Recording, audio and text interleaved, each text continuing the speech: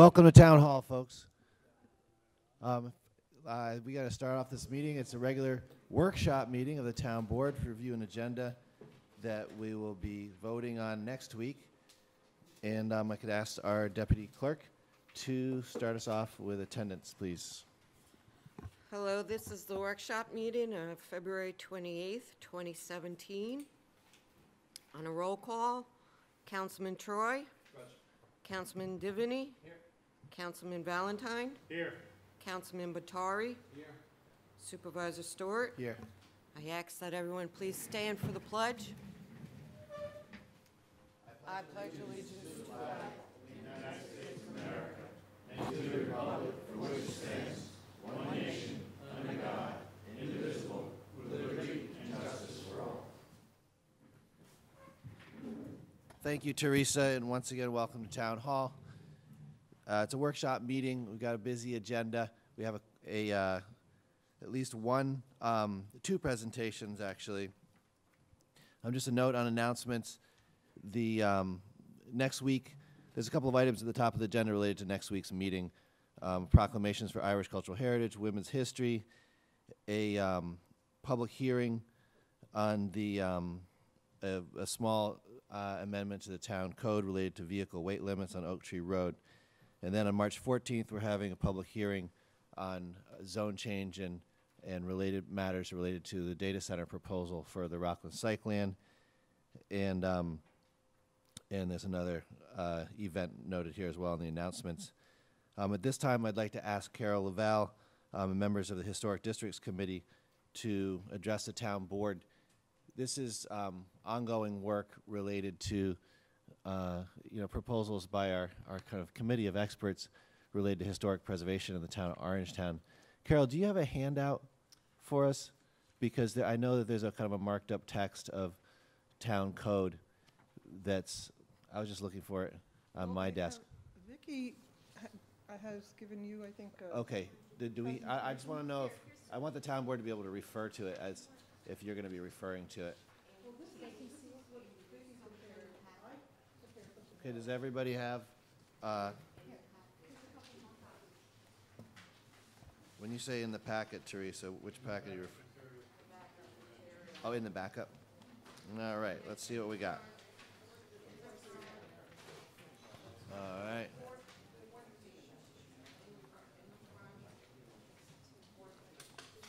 I find it's helpful to have the item in front of you. 1, 2, 3. Here we go. So these are elements of town code with proposals for edits for the town board's consideration, and this is not a proposal that we vote on this next week, but a proposal that we learn about it with your leadership.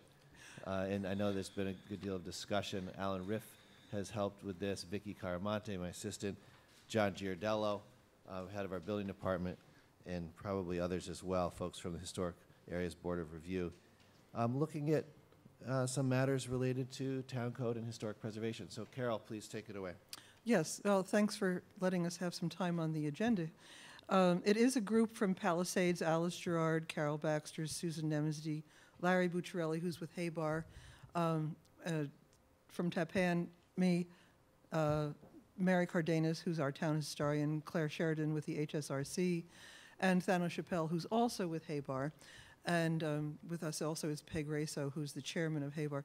So we've been working over the past since June, if not earlier, to look at the code, which hasn't been changed or actually looked at in 20 years, since 1997.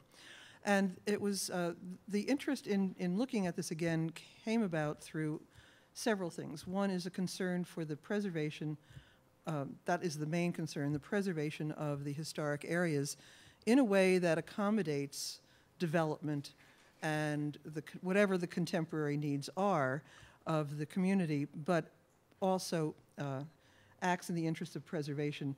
The other concerns had to do with demolition of houses that could perhaps use a little more careful scrutiny, And also in Tapan in particular, a proliferation of signage that perhaps needs to be looked at more carefully.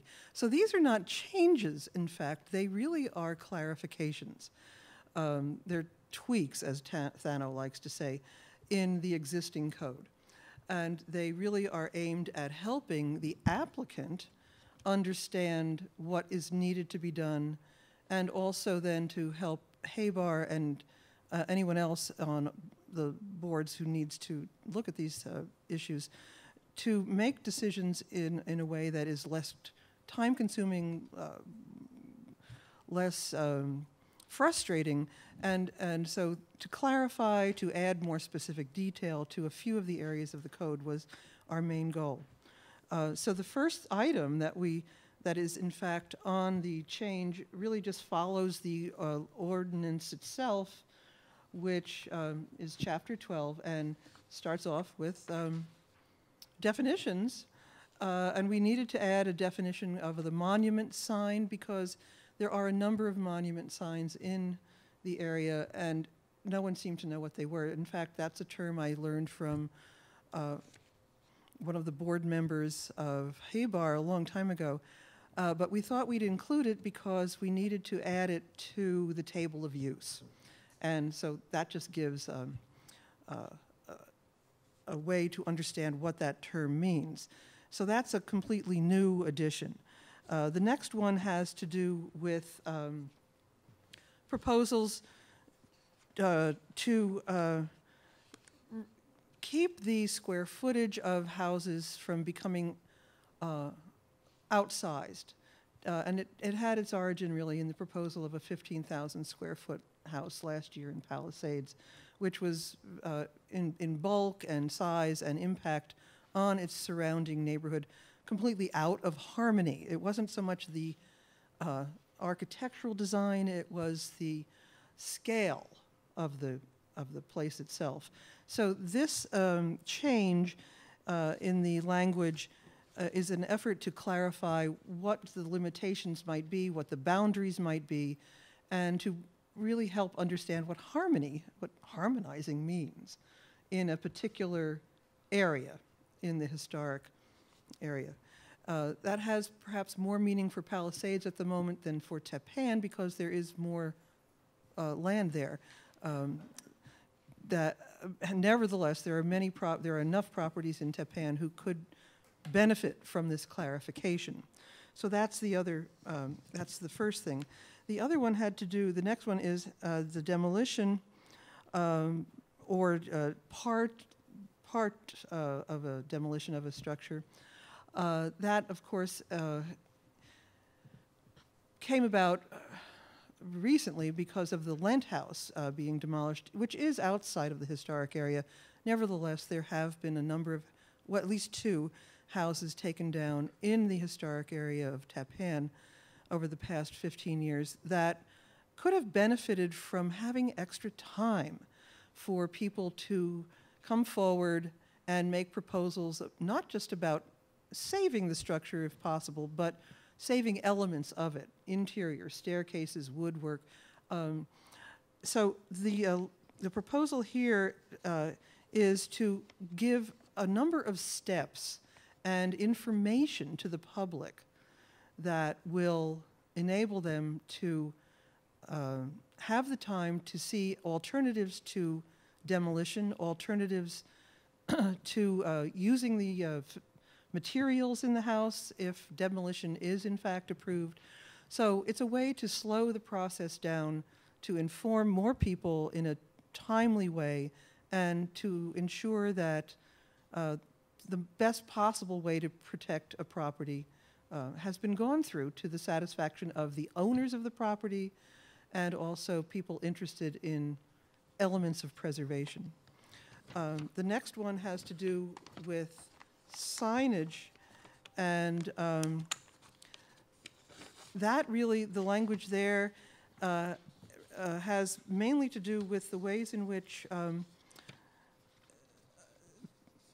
properties, especially the commercial properties in Tapan, are regarded it's an unusual situation. It's a community shopping designation, but it's also an historic area.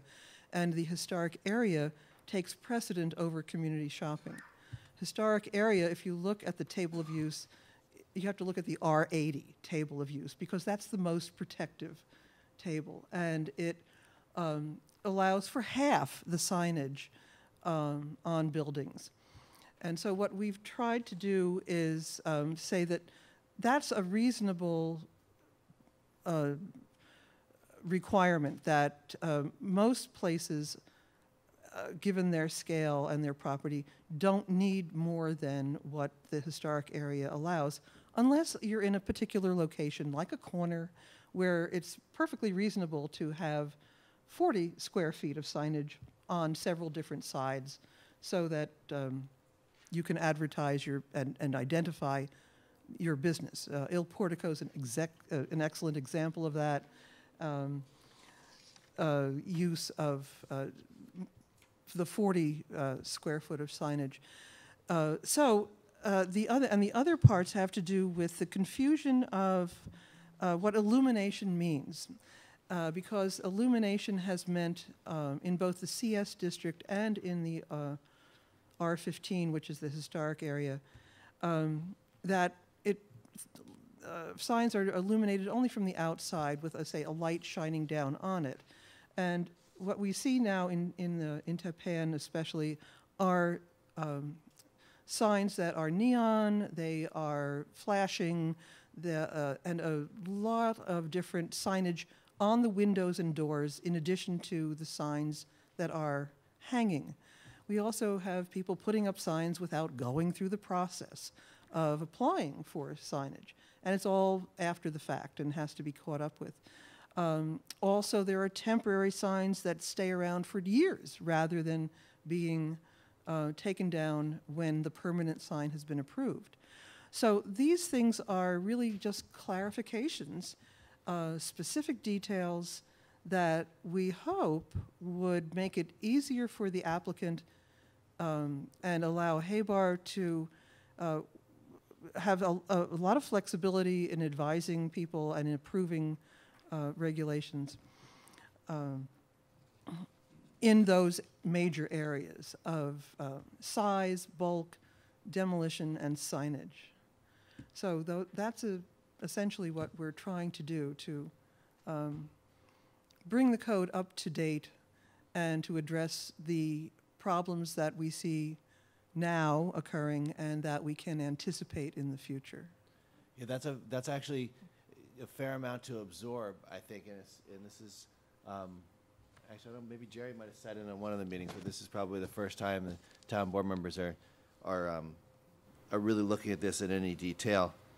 And your presentation is extremely clear, and I just want to give the town board members a second to kind of check in and clarify the proposals. One is add a definition of monument sign, kind of like we got one out front here.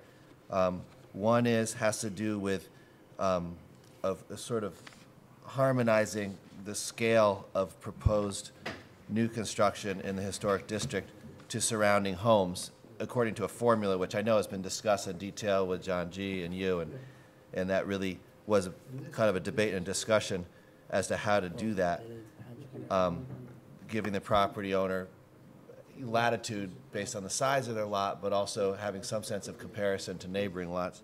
You're right.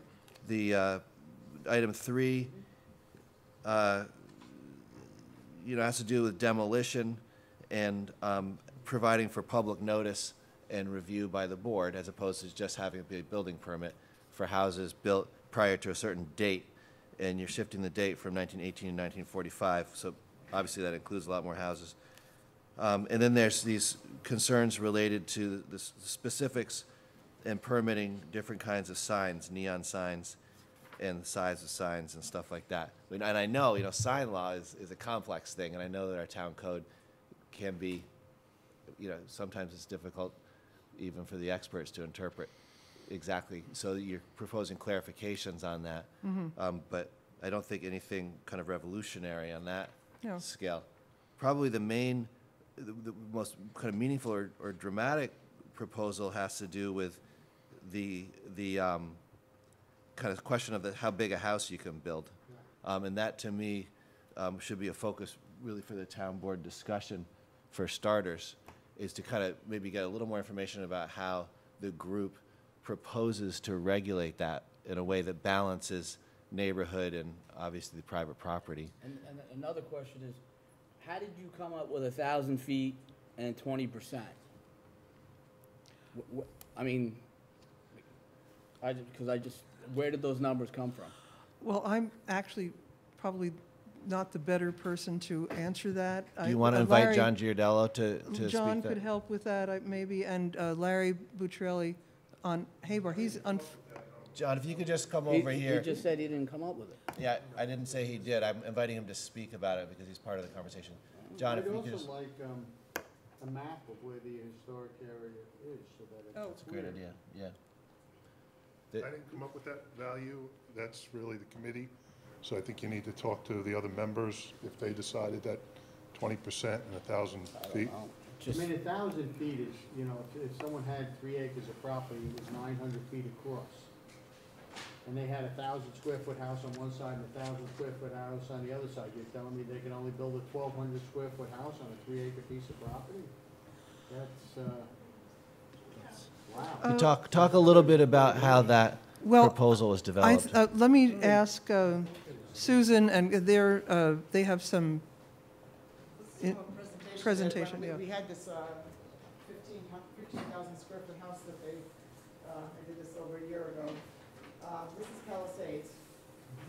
Homemade drawing, I know. This is the property that was in question. It's a 15,000 square foot house that they wanted to do.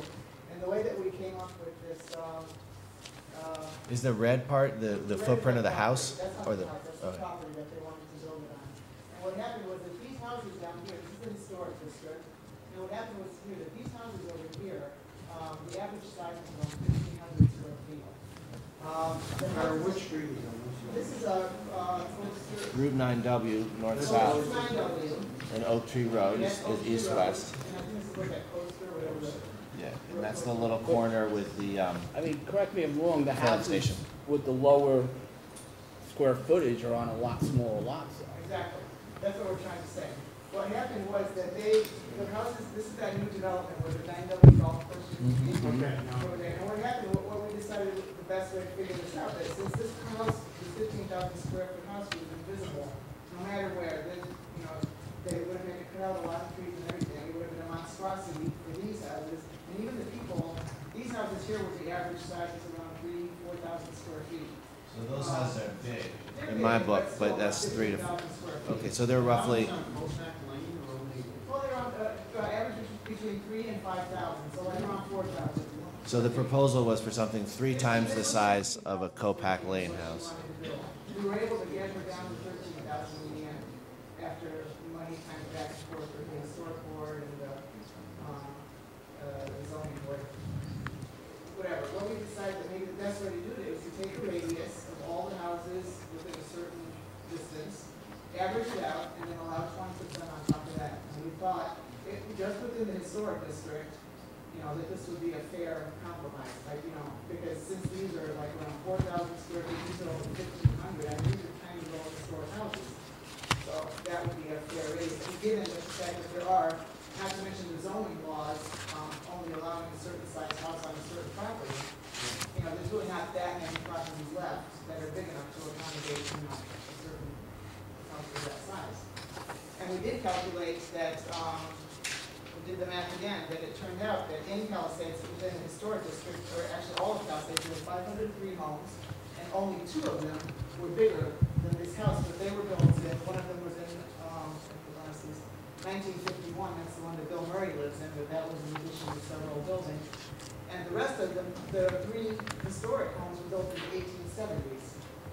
So, you know, and on top of that, again, doing the math, 98% of the homes in Palisades were less than half the size of this 15,000 square foot house. So, you know, when 98% of the houses are less than half of this, you know, in the historic district, it somehow just, that size just did not, you know, it just does not belong within the historic district. So the actual historic houses within the historic district was larger? There's three. There's three. Three of them, but those were built in the 1870s. I don't know. No, they weren't larger, actually. They were actually smaller. The three historic houses, one of them was 9,000, the other one was 7,000. The cliffside is 11,000 square feet. Which still, 98% of them are less than half.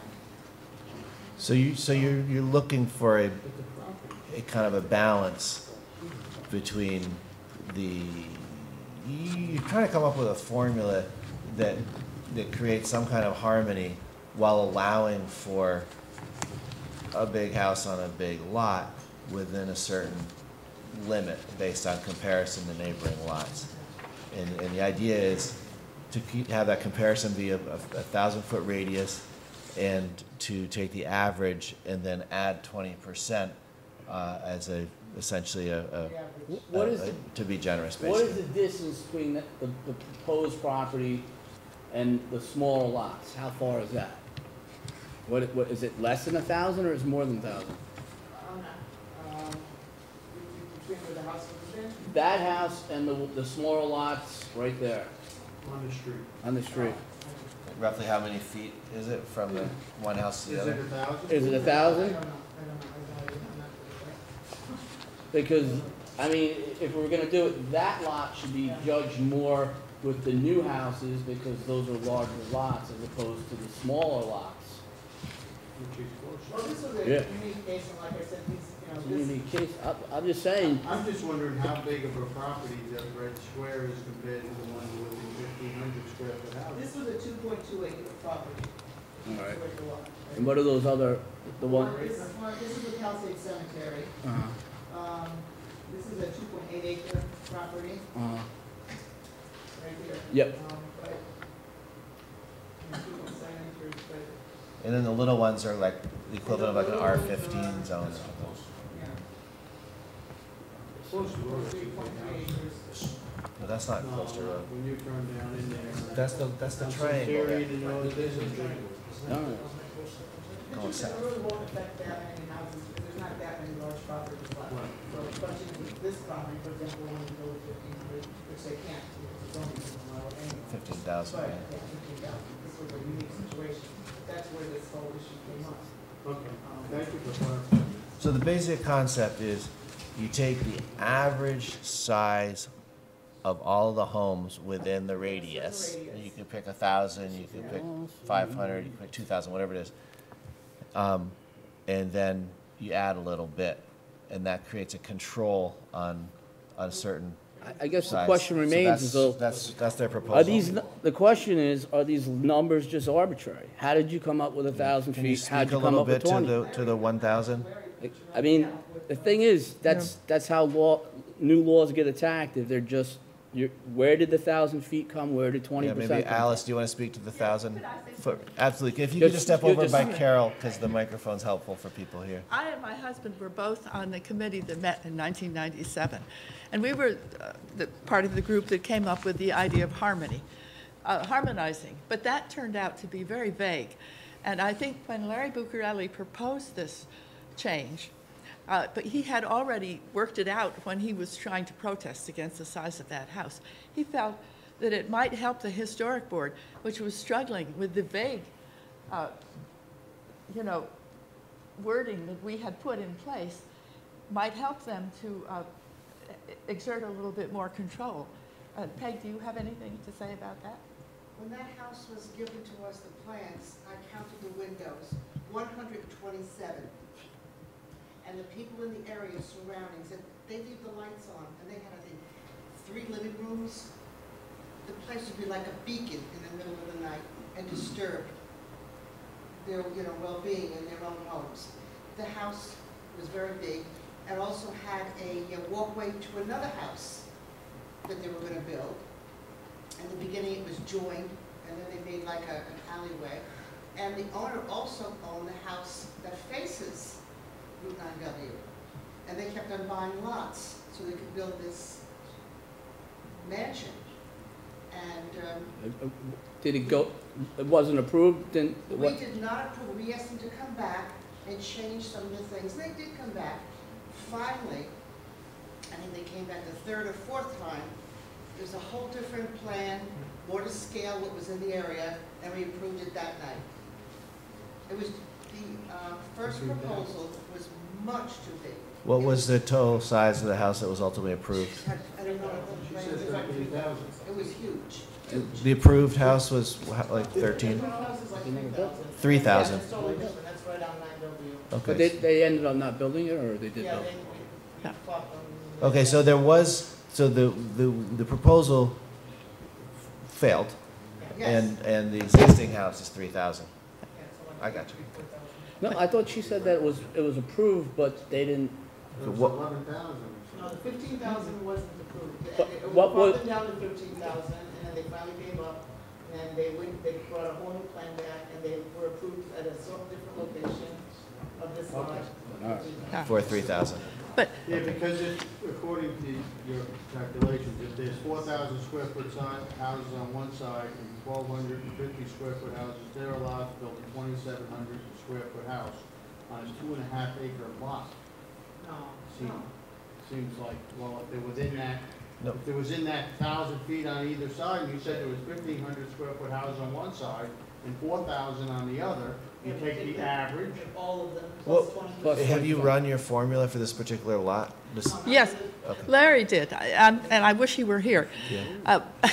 But, That's sort of the question, Paul, because it would capture a number of different properties, it would be interesting to know what that what you were permitted gonna scale allow. would be for that Yeah, lot, because the yeah. average is 2,750, and then if you go, But that's if you're taking one and one. 20% higher, you got a 3,000 square foot house on a 2.5 acre lot.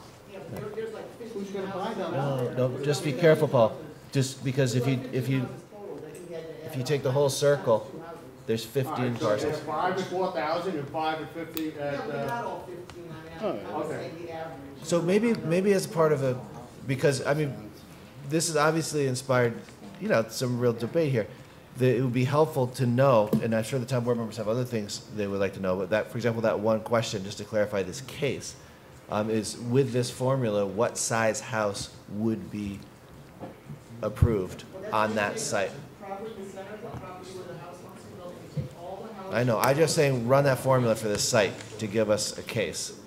Just give us a sense of what that would be. Is it more or less the number Paul thinks it is? Is it bigger? Is because it it's smaller? gonna touch the properties at 2.5 acres. It's under 1,000 square feet, so it's gonna touch those properties surrounding. So it'd be interesting. That's what Case makes it fair, study. because houses that are already there, but Well, that's what will make it fair, not bigger or small, So why don't we run that formula, just as a hypothetical, for the various lots where you think maybe a ultra-large house could be proposed, just to get a sense of what that control would look like if it were implemented. Do you think you could do that, just for starters? And then there's a couple other items here, and I want the town board to have a chance to look at them. no, Well, why don't you look as well? I mean, because everything is the way the zone code generally works with floor area ratio, it's relative to the size of the lot. I mean,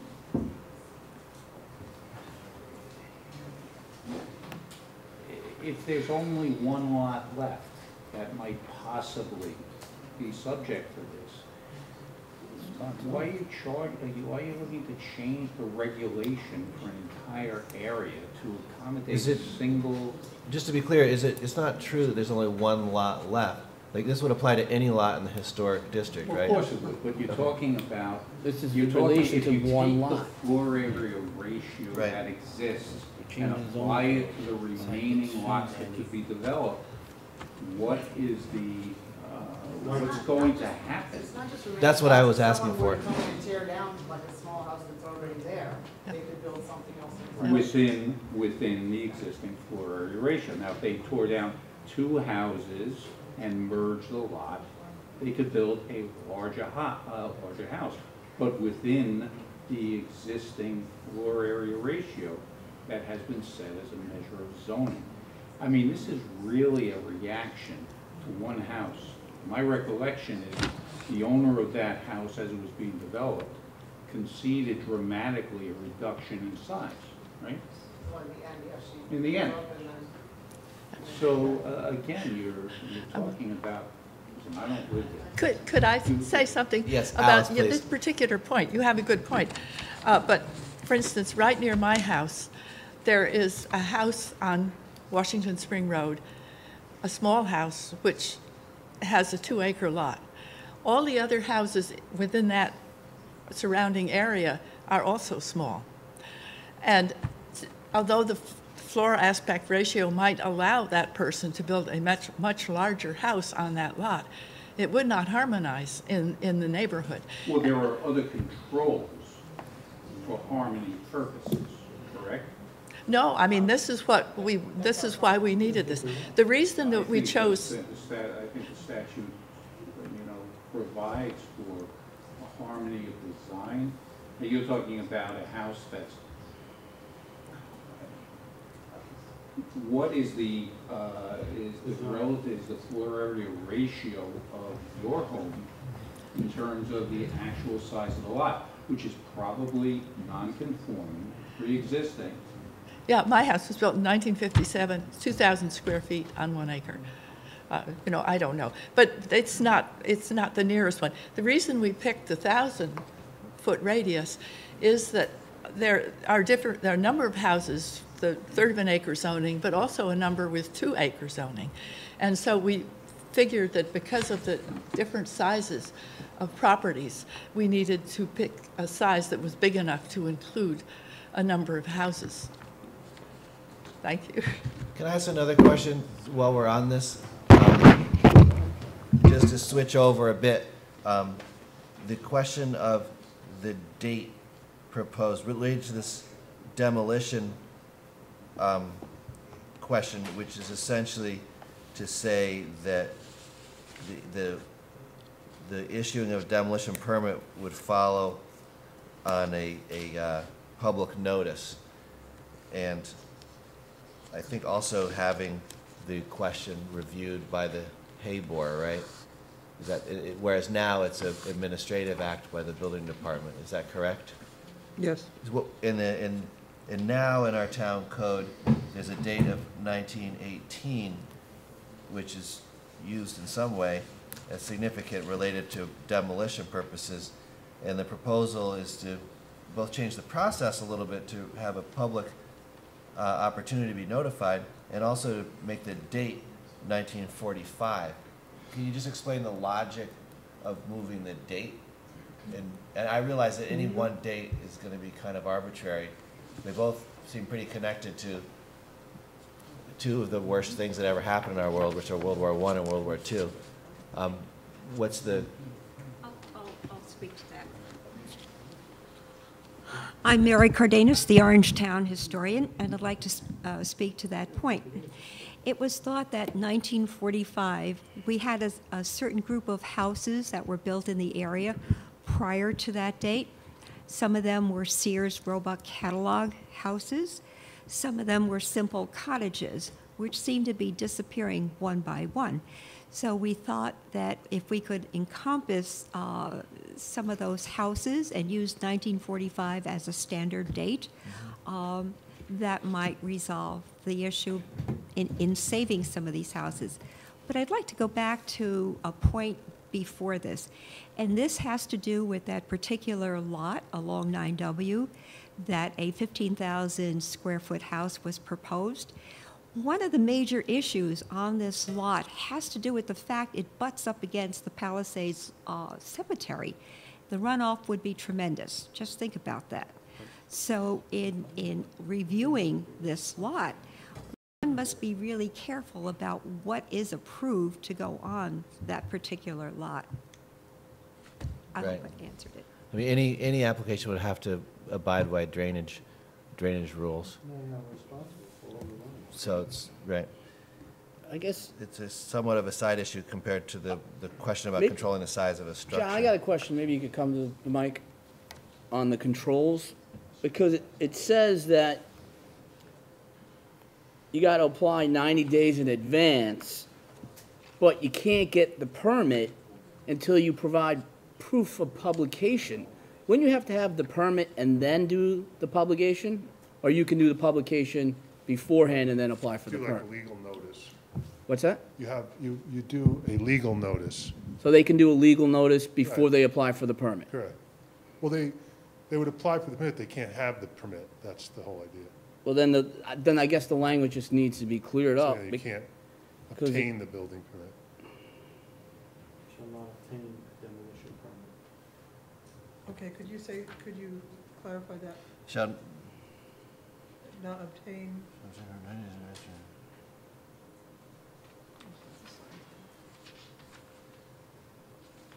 it's a little confusing the way it's written. Prior- But the intent is for a proposed demolition to be subject to Haybor review, which includes the usual notifications. And then if Haybor, I guess, approves it, then the tear down would actually be 90 days after the permit is issued. That's not what this That- reads. I think is that what it's trying to say? But This is that's, a little- yeah. that might be 150, 180 days, because it's just, I guess if that's your interpretation, that's what I'm afraid of, that this can be interpreted a number of ways, Sounds the way like it's written. 180 days. It seems like it might be 180 days. Because, I don't know. I think this needs to be edited.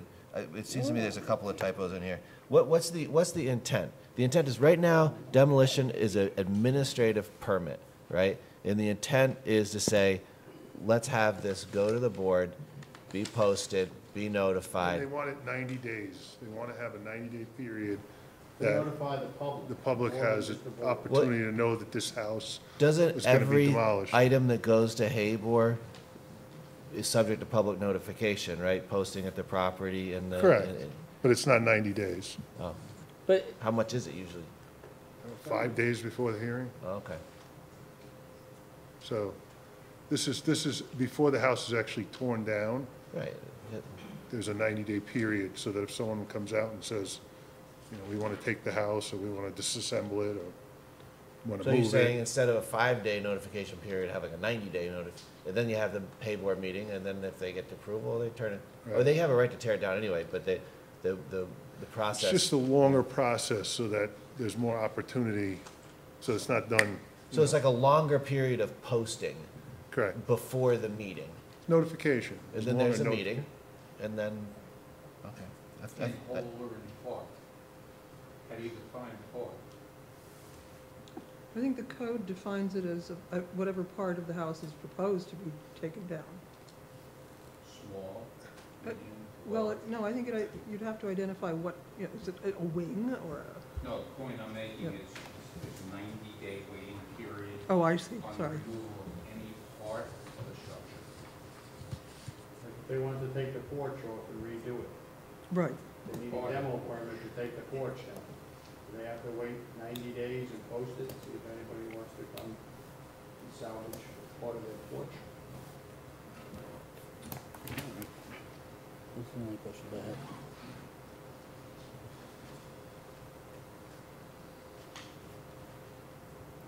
That's I about mean, I it. understand you could say that the structure or a part and 95% could be removed, you call that a part.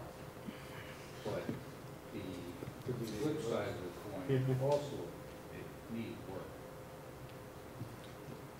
I think it needs clarification, and also Yeah. it just needs, I think it really does require some clarification as to how that 90 days pertains.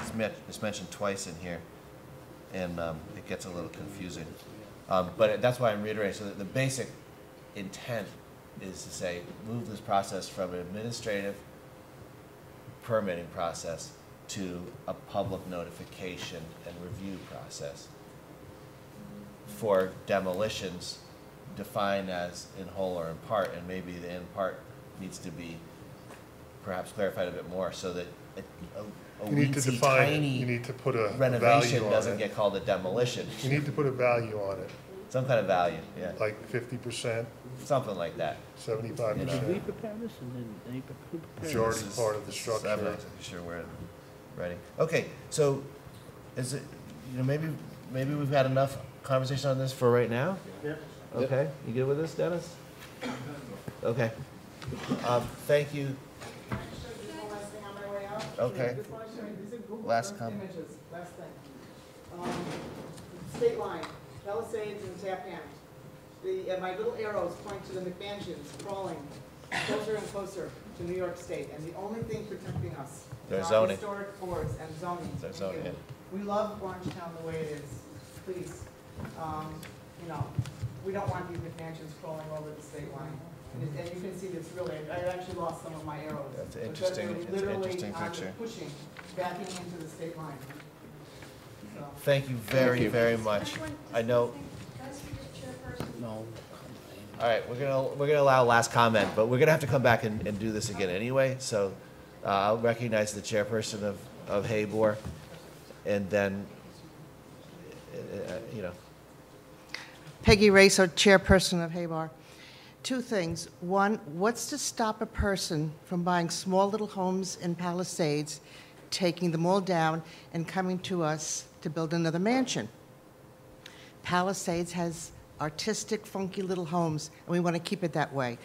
The people have said, we do not want another Alpine. And I would agree with them. We were told, keep it the way it is. The people come out in droves to some of these meetings because they're afraid of their way of life is going to be changed.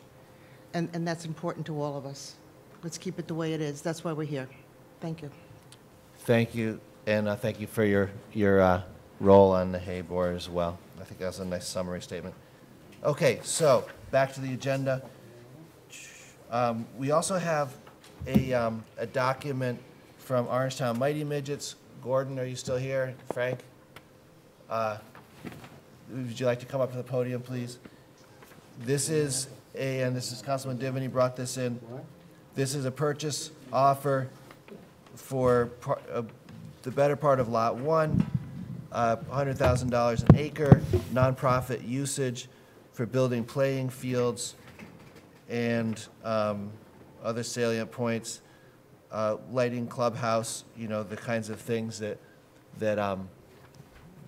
really are, I think, well recognized as a model for recreation in Orangetown, right across the street. Attached to that, there's a diagram, and the diagram shows the piece of land in question, which is at the kind of the western side of Orangeburg Road as it heads towards the lake, overlooking the lake. It includes a conceptual kind of designation of public trail and park along the waterfront, and some access roads and so on. So I just want to clarify that for folks who might not be able to see it because they're not sitting here where I am. But please speak to this proposal. It's something we've talked about before. Go ahead, Frank. Gentlemen, good evening. My name is Frank Payne, and I have with me Gordon Miller. We are members of the board of OMM Soccer. So we're here tonight to present an offer to purchase about 22 acres at the RPC site. The parcel that we're proposing to acquire, I think, is commonly referred to as lot number 1. It's the parcel of vacant land which is immediately adjacent to the land where New York City Football Club is building their professional soccer team training facility, and across from the existing soccer complex on Old Orangeburg Road. Our interest in acquiring the parcel stems from a combination of things. One is the growth and continued demand for the programming that we offer in the soccer club. But we also have visions of expanding the program and working with another youth sports group in the community, the Orangetown Lacrosse Group. So in addition to the soccer programming, we've recently launched a field hockey program with the coaching staff at Pearl River High School.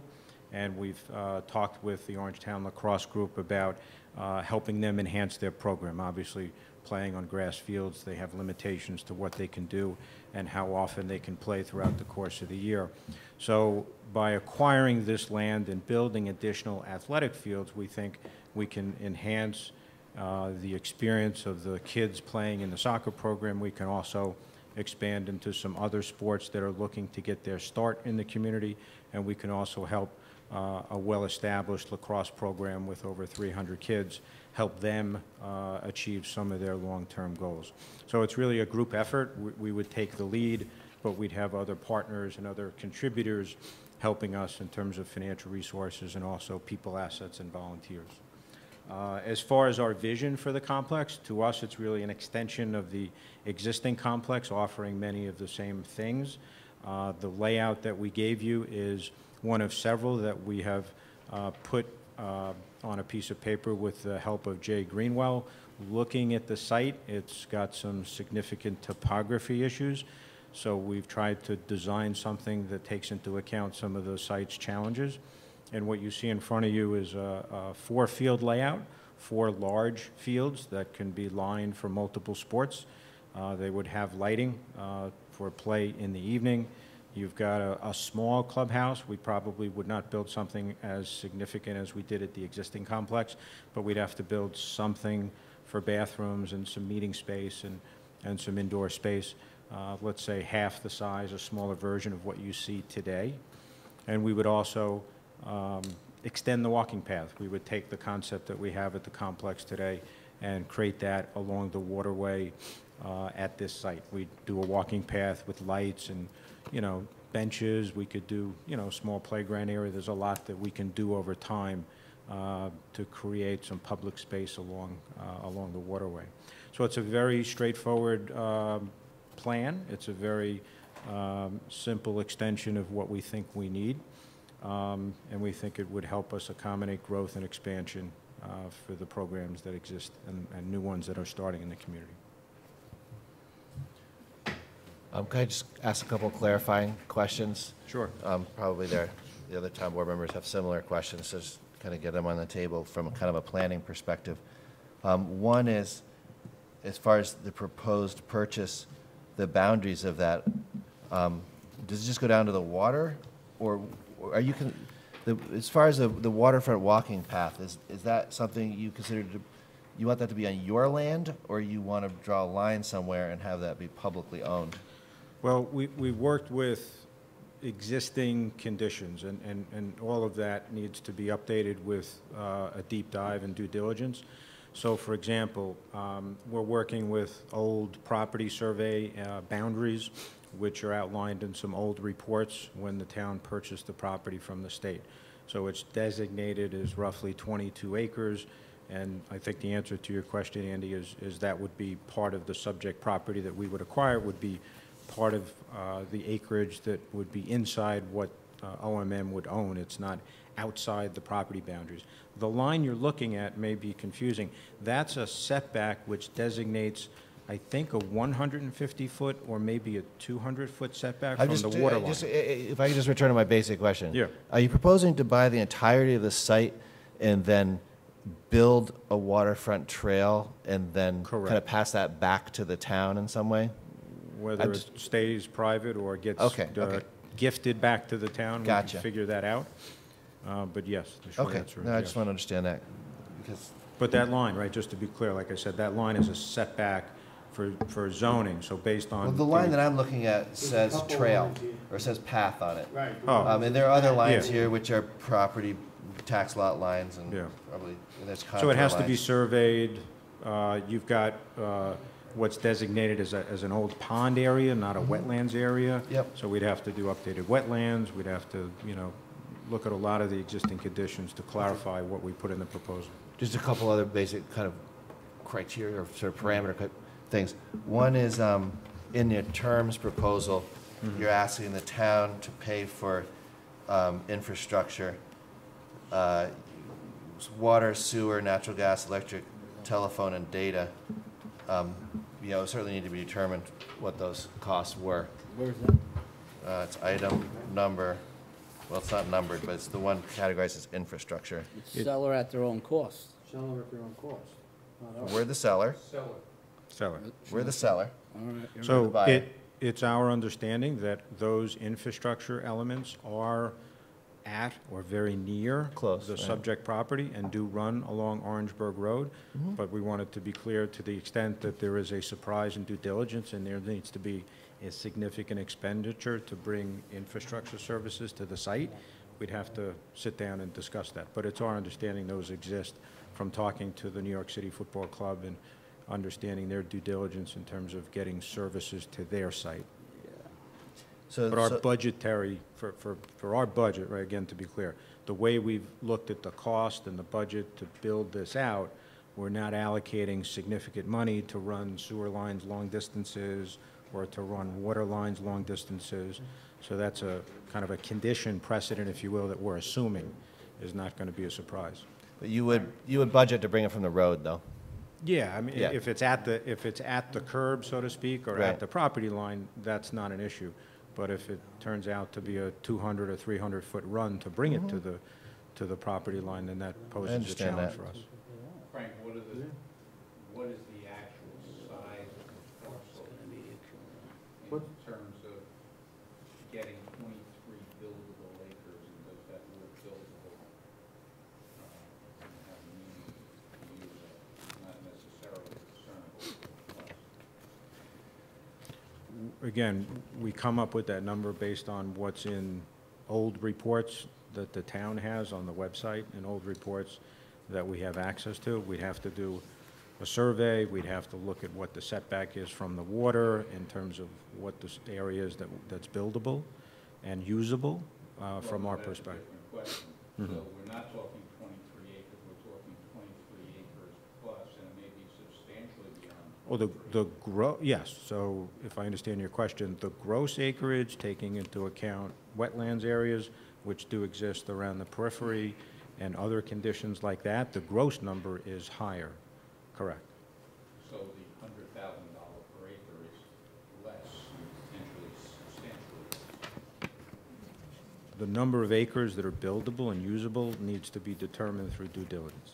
It's not. Right, your offer is 100,000 per buildable acre, not What we could- 100,000 per acre for the size of the parcel. Correct. Yeah, that was, I think that's what John was clarifying. Frank, how many, maybe I'm missing it, how many parking spots are you proposing for, at the structure? I don't recall the number in the site plan, but Jay Greenwell has a copy of the zoning that's in place today for the lot, so what you see should satisfy the zoning requirements. Just another. John, I have a question. Go ahead. Would this, since it's private now, still, could it be used towards our parkland? We don't know. We don't know. No. Different question. Wait, If, It's not a question, and I mean, it's not a. towards the 216 acre allotment, And yeah. that question was considered years ago when we sold the Stedge, and when the town board at that time agreed not to include their 17 acres in the 216 designated.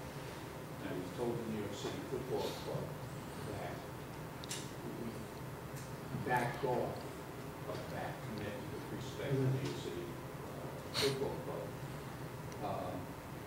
Because the deed speaks to municipal and recreation. So you could make the argument that private recreation was included, and the state could make the argument otherwise. If the purchaser wants to run that risk, the purchase title comes in, wants to interpret it one way and ensure the conveyance. That's the purchase. But I don't think that the town would again make that commitment.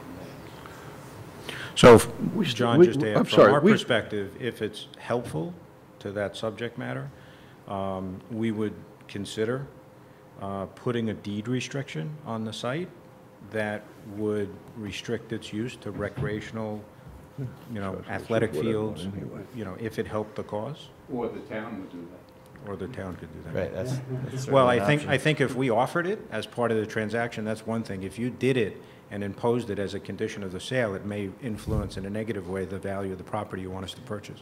So just something to think about. As opposed to you influencing the negative for the value of the property. Have we entered negotiations already? Just as another beady item, eyes. This guy. just related to the site, I know you're aware of this, but the football club, I think, put in about $250,000 for traffic signal and lane adjustment and related matters at the Yeah. intersection. And I'm just sort of thinking out loud of some of the elements that would have to be discussed further if we were to kind of talk about this more. So one thing I just want to add to highlight, I think you have a copy, Gordon, may have given you a copy. The letter of support we have, I know oftentimes you look to what the neighbors feel about a project. So as you know, we have a very strong relationship with the professional soccer team, worked very hard for 2 years to bring them to the community. And you have a letter from the vice chairman of the organization, which notes the support that we have. We've actually been meeting with their infrastructure development team, the same personnel that have been in front of the town to get approvals to build their facility, and they've been working closely with us to create a vision for this location. So I just wanted to highlight that component, that we're looking to do something which has got the full support of the neighboring property and the professional soccer club.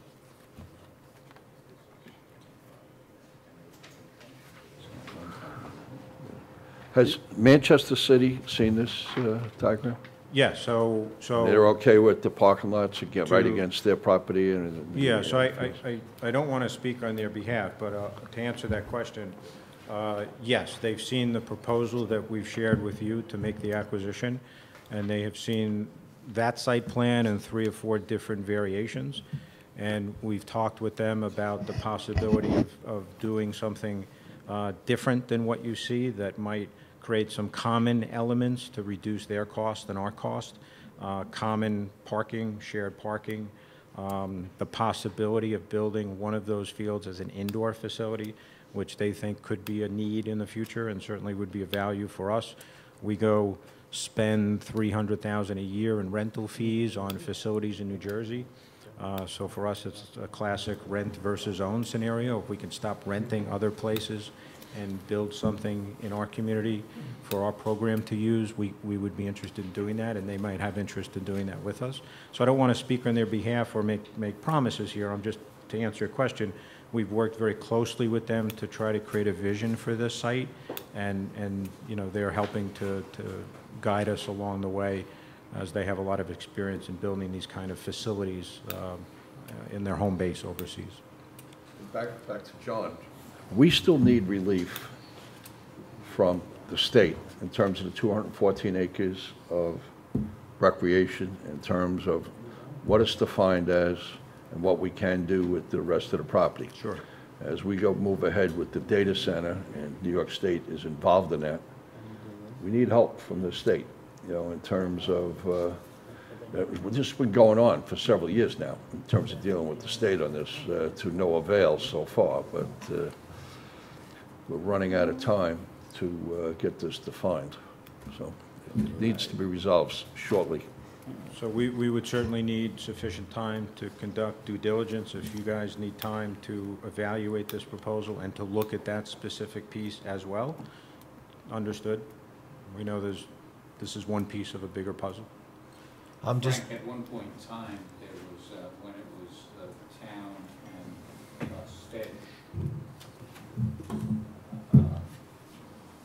there was the need for a detention basin off of Stedge's property, which would have been on the town's. Is that Yes. it? I don't know if, I don't think that's It was that far. located kind of on that tail piece of the site plan. It was on the backside where that tail strip wraps around the back of the Stedge property. That was where the catch basin was, yeah.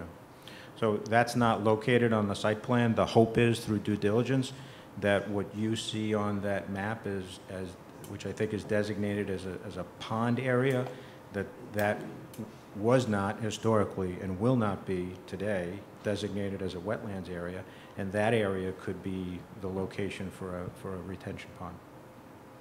Again, a lot of due diligence has to go into this. But that's the preliminary thought from Jay as he put that site plan together, and that needs to be confirmed. it is labeled as a wetland for what it's worth. That pond area? Yeah, Yeah. but, right, you always have to go out and delineate wetlands to Yeah. comply with the regulations. And just another thing, Frank and Gordon, just in terms of site planning, you know, the waterfront land that that exists here, which goes off the side of your diagram, but it's very much a part of our kind of mental map of the site, which is that larger meadow area kind of below the power plant complex in the inner part of the bay. And I know you guys know that land well as well. It kind of connects to this, and obviously that proposed waterfront walking path links things together and kind of keeps on going off the side of what we're considering Lot 1 here. And it'd be my proposal to the town board that we actually, you know, and I've talked with Eric Gordon about this as well, like if we're going to have a waterfront park someday, and we're also going to entertain proposals for private development adjacent to it, you know, it's high time we actually had a conceptual sense, a conceptual design or layout of what that waterfront park looks like. You know, specifically, there's a lot of wetlands in the corner there, and so Yes. if we had some trash cans and whatnot along the path over downhill from your field house, you're gonna need to drive through there with maintenance, you know. And so the questions of easement and access for this side of the waterfront, as opposed to the other side where you can easily drive down behind the Little League and go down that woods road and you're at the meadow. Maybe you're gonna sink in the mud, but you know. You see what I'm saying? So that sort of question of layout, and this is really a comment to the town board. I think we need to commission a little conceptual waterfront, you know, maybe spend $5,000, $10,000, whatever it is. You get a landscape designer to say, look, if you guys want a waterfront park, here's what you should be looking for. Make sure any adjacent development takes it into consideration. And so anyway, that's what I would like to, it's one of the outstanding pieces for planning the whole Rockland site redevelopment process. And for me anyway, to move forward with this discussion, I really want to know what kind of public waterfront access values we need to make sure we provide for it in a specific way. The driveway, the easement, you know, the path, how people get in and get out, and parking, and those kinds of things. And so what I would propose to the town board is that we actually look for a way to get a conceptual design. So and I would be happy to, you know, we could write a little RFP, we could get some letters of intent, we could have a couple proposals by landscape park designers, and we could maybe commission a drawing that would help us think through how to make sure we provide those values and leverage any private development towards achieving them, just like OMM has proposed. Their project can contribute to public access to the waterfront, but the specifics of that need to be sorted out a little bit.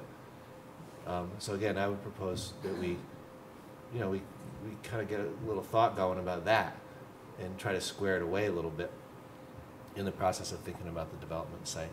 So I don't know if the town board can just respond to that comment, because I can start shopping around.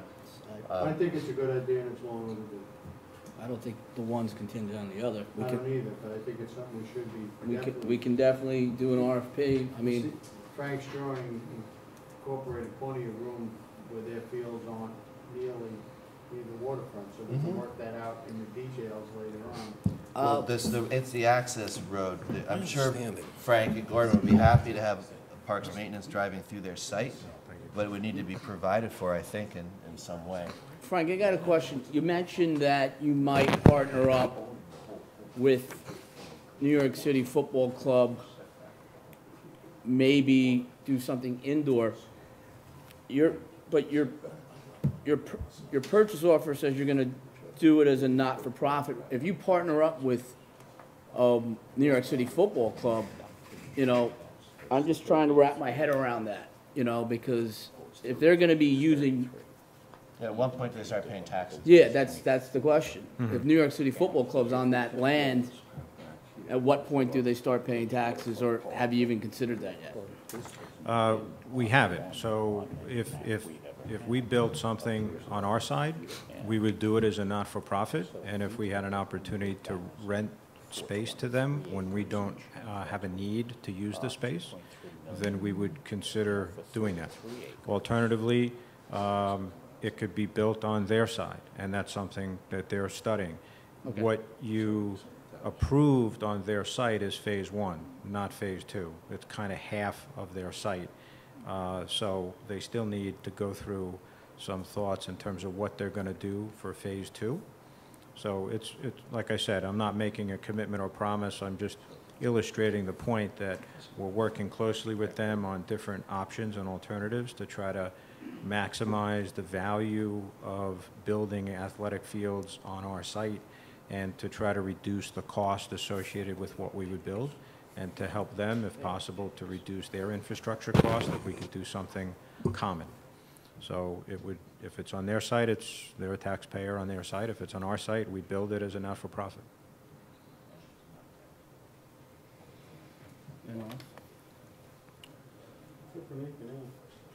All right, so the, Jerry, you got any questions? I know anything, the football club and your site is separate. Nothing is going to commingle in terms of going cross property lines. Complete- So if correct. something happens, okay. And I was just a little confused about the 100-foot, 150-foot, whatever it is around the outside. It's just, that's going to be property that's yours, and it just has to be a setback, is that correct? Yeah, so my understanding from working with Jay is the existing zoning has a setback requirement from the water. I think I don't have my apologies, I don't have a yeah, copy. whatever it is. We gave out all the copies, so 200 foot, so there's a 200-foot setback, so that line designates the zoning setback from the water. So my understanding is you can't build anything inside there, but you can do things like the walking path and, you know, some light poles and park benches and things like that. Okay. But we couldn't build a field or put a clubhouse inside that area. So that would be the area that Andy, I guess, is referring to in terms of, you know, taking a look at planning a walking path or some common space that runs inside that 200-foot setback. Okay, thank you. and part Now, of your, just to add on to that, your question, Jerry, and my answer, part of what you're going to study in terms of waterfront development is I'd ask you to also decide, you know, do you want to retain ownership of that? Do you want to sell it? What do you want to do with that strip? Because it's not just this piece. To Andy's point, it extends up through the rest of the RPC site that touches the water.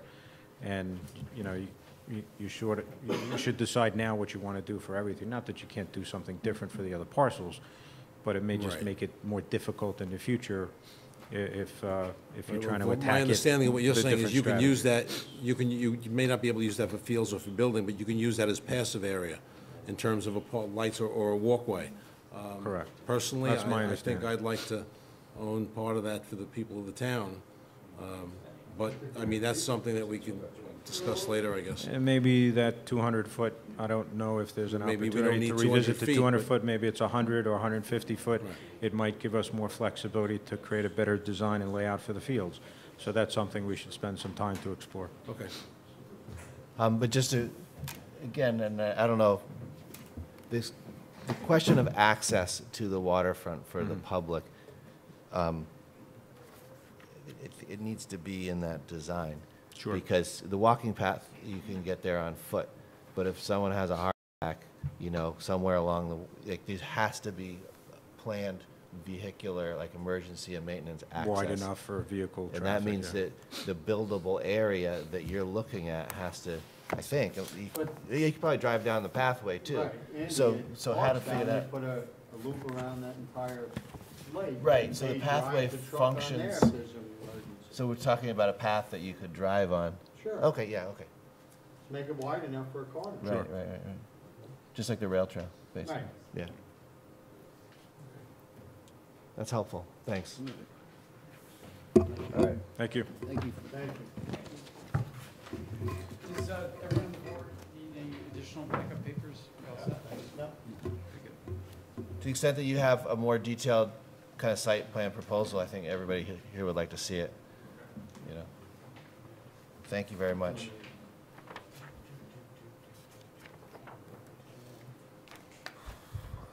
And just a note on the 216 acres, based on the math that we did and reviewed with the town board, it's possible to sell 60 acres to the data center and set aside 216 acres and do private development on Lot 1 and Parcel 3 which is. But maybe not at the scale that they're proposing. So we need to do Well, parcel 3 careful would math be the on that. one By next, staff court. next to staff court, Right. even if we didn't get the relief. Even if we didn't have relief, there's room for private development on those sites, but perhaps not at the scale that they're proposing. I think we have to keep hold of the property along the water. As public. That's not negotiable. I think Yeah. that park. I think they if we can don't, develop it. there's no way we're getting 216. They can develop Yeah. it and put a path in as part of the gift to Right. the town, but it's town property. I agree. Any other comments?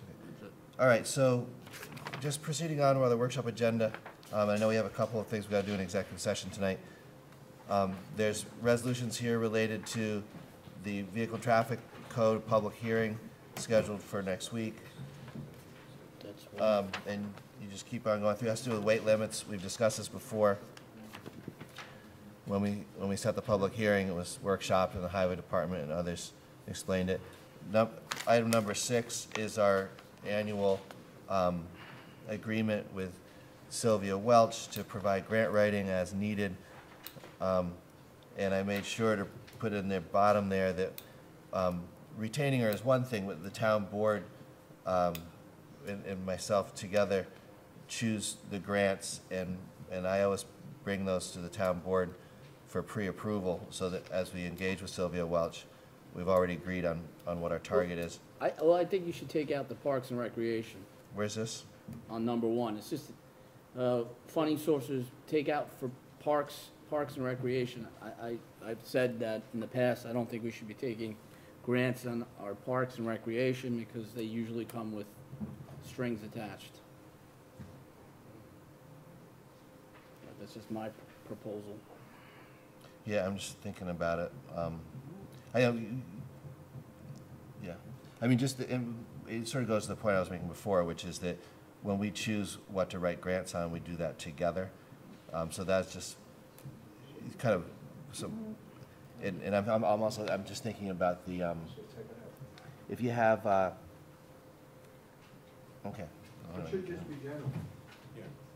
You're gonna look for grants, and then we're gonna check the grants, see if they're suitable for the town, if they have strings attached or not, and then we'll decide whether we go forward. So why don't we say, we just cross out Parks, Rec, everything, and basically just say, for programs and capital projects as directed by the town board. Right. Because we're just trying to have her available to us. It's a competition to get her time. That's fine. And then I think the rest of it, if you just look at it, if there's anything on there that you're trying to get clarification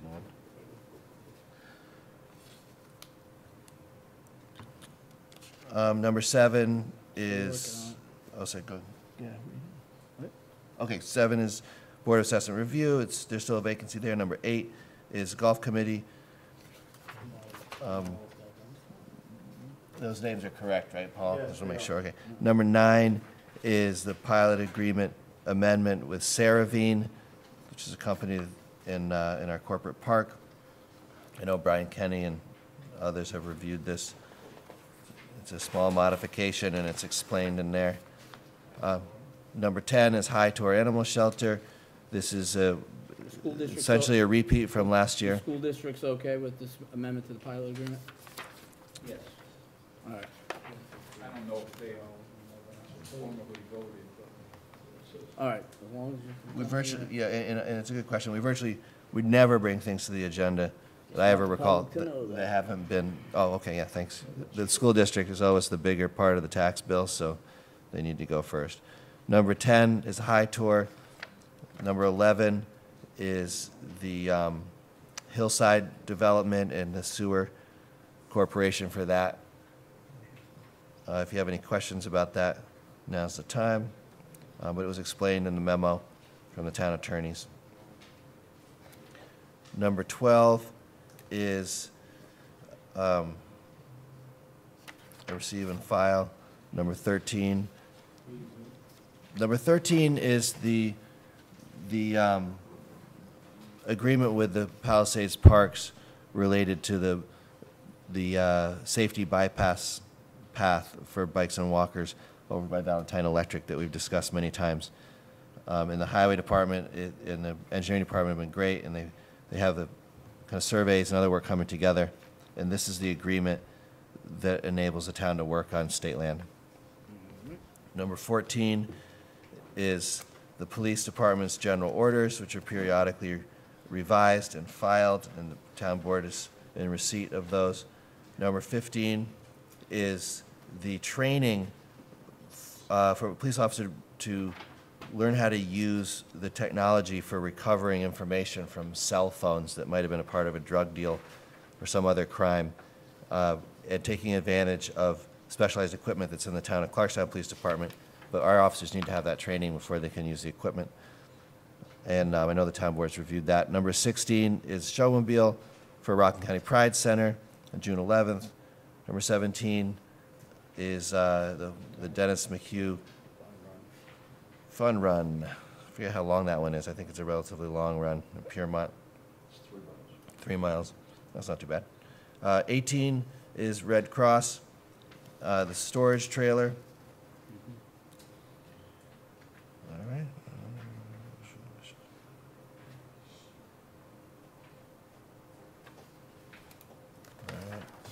Number 19 is contracting with Barry Burners.